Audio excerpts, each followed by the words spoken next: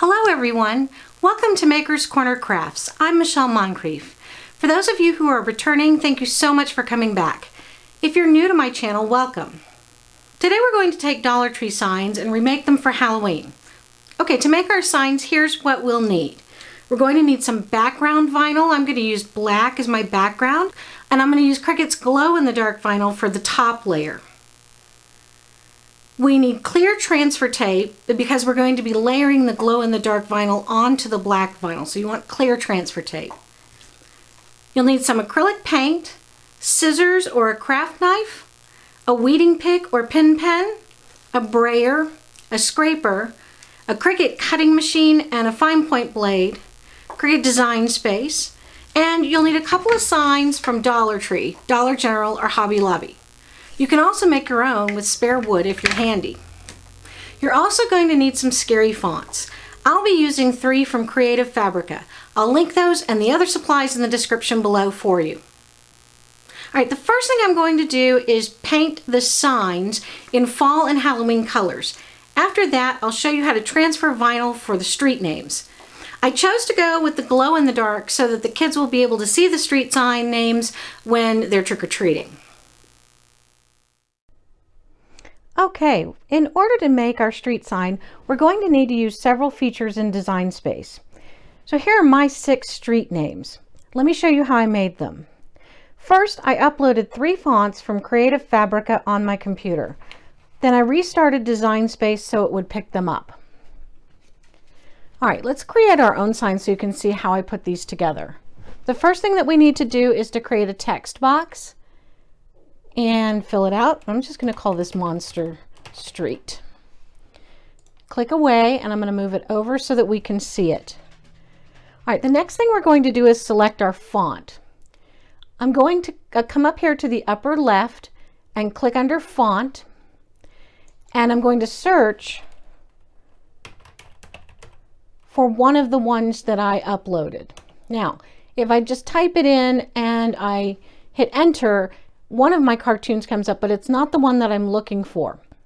Since I installed this font onto the system myself, I need to select System and search for the font that I want. And this is the one that I want, Spooky Cartoon. So I'm going to select it, and it changes. Now we're going to create the black vinyl layer using an offset. With the text selected, we're going to come up here to Offset, up in the middle at the top. Click on the drop-down arrow.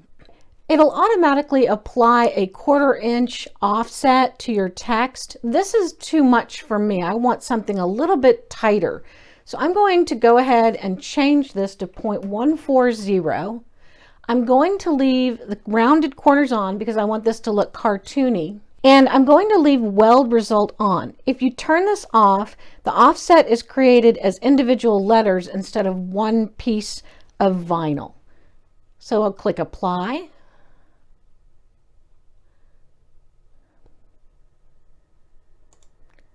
Okay, I want to take a look, and I want to get rid of this little hole that's in my offset layer. I'm going to move Monster Street off of its offset so that you can see it better, but there's the little hole. I'm going to select my offset layer, and then I'm going to come down to the bottom and click on Contour. Contour lets me turn cut pieces on and off.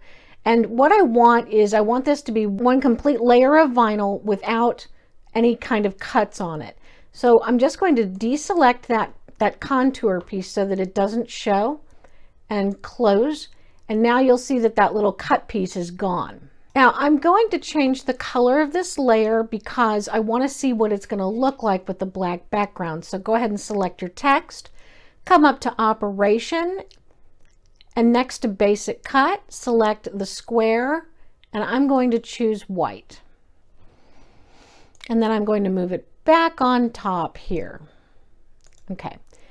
In order to get this centered onto each other so that it's nice and even all the way around, I'm going to click, hold, and drag Monster Street, come up to Align, click the drop down, and select Center.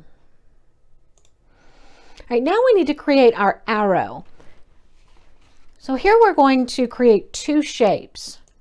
We're going to create a triangle and a square.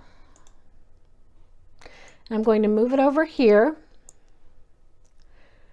Okay, this is going to form the base of our arrow. I'm going to come up here and turn this lock off so that the proportions are not kept, because I want to create a rectangle. And I want to rotate my triangle so that it's facing the right. So I'm going to come up here to rotate, and I'm going to type in 90 for 90 degrees, and it turns for me. I'm also going to resize it just a little bit, and then I'm going to pull this over to create my arrow, and I'm just going to eyeball this. So now we need to weld these two together. Welding will make it into one object, not two. So click, hold, and drag and select the triangle and the square. Come down to the bottom panel, and you may have a weld button here instead of combine. This is part of the beta right now. They're adding features, unite, subtract, intersect, and exclude, and I'm running a beta version, so it may not have been released yet. I'm going to select combine, and I'm going to select weld, but you can just select weld as the button down here. Once I welded it, notice now that it's one piece, and I can click and drag it around as one piece. It's a little too big, so I'm going to go ahead and resize it and pull it to the side of Monster Street. Okay, now I need to have a white layer on top of this arrow too, so we're going to create another offset at the same 0.140 and click apply. And I'm going to turn the top layer white. Okay, so now it matches. All right, if I go to cut all of these out, I'm going to click on Make It. And notice that all of them are pointing in the correct direction and are attached to the street. However, Monster Street and its arrow they're separated as two different pieces. So let's cancel back out of this and fix that. What I want to do is I want to attach my vinyl together. I select the white arrow and the white Monster Street, and you can verify that by looking in the layers panel here. I have the white arrow, weld result, and Monster Street here selected. Then come down and click on the attach button. We're going to do the same for the black layer, or for the black vinyl. Now I'm going to select both of the offsets, the black pieces. And you can see over here under the layers panel that I have the black offsets both selected. And I'm going to come down and I'm going to select attach. Now, what happened to my white layer? Well, because I just attached the two black layers together, they came to the front. So I'm just going to right click with them both selected, and I'm going to select send to back. And our white layer comes to the top again. All right, I'm still not done because I want to be able to move these things around, but if I try to move them around, the black layer moves independently from the white layer. So I'm going to click, hold, and drag across the arrows and the street names so that all of it is selected. And then I'm going to come up here under layers and I'm going to click on group. Now, if I try to move Monster Street, it moves as one piece, and if I click on Make It, you'll notice that Monster Street is here with its arrow in the correct place, and it's all one object. Okay, so we're going to be using glow-in-the-dark vinyl, and then I've got some premium vinyl that I'm going to use for my black layer. Cricut's glow-in-the-dark vinyl is thicker than its premium vinyl, so it has a separate material setting which cuts with 2 passes. So make sure that your machine is turned on and you've selected the correct machine. I'm going to come up here and make sure Explore is selected. And then I'm going to click on Make It in the upper right hand corner. All right. If I were using my Maker 3 or my Explore 3, a pop-up would have come up indicating, or rather asking me if I want to cut on a mat or if I'm going to use smart vinyl, etc. This white mat represents my glow-in-the-dark vinyl. So I'm going to cut that out on a mat, and then also I'll be cutting my black vinyl out on a mat because I'm using my Cricut Explore Air 2. However, I could use smart vinyl for the black layer. All right, I'm just going to move these around a little bit to make it easier to cut. I always like a little space going on here. I'm not going to mirror either of these because it's adhesive vinyl, not HTV. Let's go ahead and cut it out. Let's select continue. And I wait for my Explorer to connect up. Okay, now we're cutting the glow in the dark first, and it has a special material. So I want to click on Browse All Materials, and then I'm going to type in the word glow. And notice that I have the iron-on and the adhesive vinyl. I'm cutting with the adhesive vinyl, so I'm going to select it. You can set it onto favorites if you want it to show up in your list, and click done. Now is a good time to do a test cut if you haven't ever cut with the glow-in-the-dark vinyl that you're going to be using for this DIY. To run a test cut, just make a small square or triangle and try cutting it on the glow-in-the-dark vinyl material. You can adjust your pressure based on how your particular machine cuts. Now, I've already tested, and the material set to default works great for my Explorer too. Once you've cut your glow-in-the-dark iron-on, you'll want to change your material to vinyl. I use premium vinyl for cutting most of my adhesive vinyl. I'm going to go ahead and cut these out and weed them, and then we'll meet back up. All right, I have the signs painted in the fall colors that I was talking about in the beginning. And I've cut out and weeded my vinyl, the glow in the dark, which is this kind of green color, and then the black vinyl. Now, I told you that we needed to have some clear transfer tape because we're going to be layering our vinyl. So let's talk about layering vinyl. All right, we're going to take our clear transfer tape, and you can see that it has lines on it, and we're going to put the transfer tape onto the glow in the dark vinyl because it's going to be placed on top of the black vinyl. I'm going to go ahead and place this.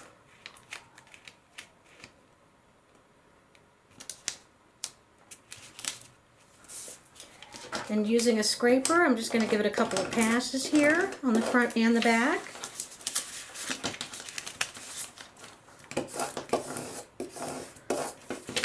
All right, and then I'm going to peel it off. Okay, so I'm going to peel the backing from the transfer tape. Just turn it over and pull the backing off instead of pulling the transfer tape from it, especially if you're having a hard time with letters and stuff not sticking. All right, here we have the black vinyl layer, and what I'm going to do is I'm going to use my arrow to line this up. In other cases, if you didn't have an arrow or a shape, you might create a star or something that you can line up that you can take off before you actually transfer it onto your blank.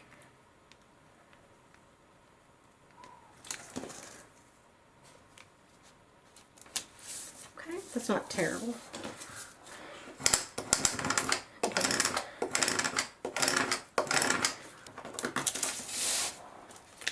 Turn it over, and let's pull the backing tape from the transfer tape, or the backing from the transfer tape.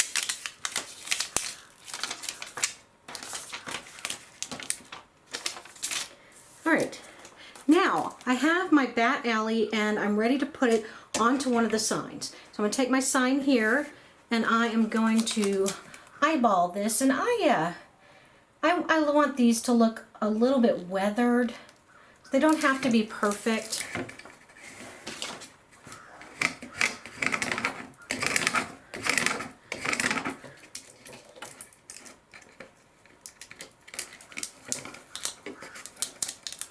And just pull it back slowly and at a very severe angle.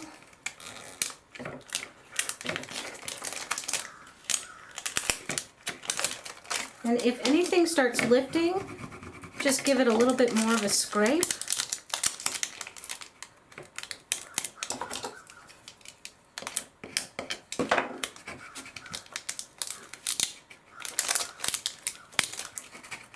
And there we go, there's our first one.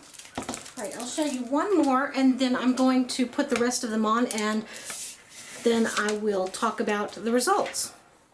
Let's do Elm Street. There we go.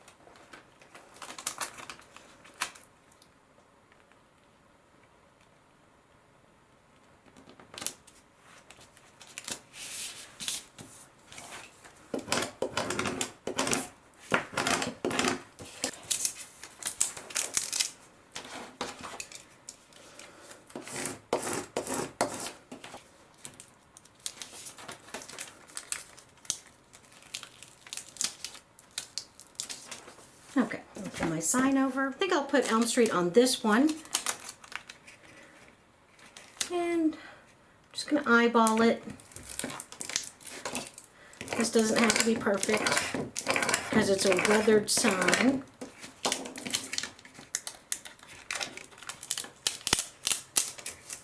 Okay, great. So that's 2 of them. I'm going to go ahead and finish this up, and then we'll talk about the results afterward. So this is how they turned out. I think they look pretty good. And they'll look really cute outside when the kids come to trick or treat, and they'll be able to see the names of the streets because it's glow in the dark. So if you enjoyed this video, please like it. It really does help, and subscribe so you don't miss any future videos of mine. And thank you so much, and leave me a message if you've worked with the glow in the dark before and you have anything to add, or if you have any questions, or if you have something that you'd like for me to cover in a future video. All right, I love hearing from you guys. Have a great day.